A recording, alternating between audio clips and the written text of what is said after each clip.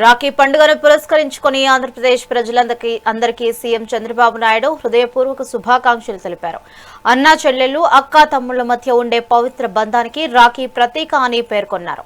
ప్రతి ఒక్కరి జీవితంలోనూ సహోదర భావం, ఆప్యాయతలు నిండిపోవాలని ఆకాంక్షించారు.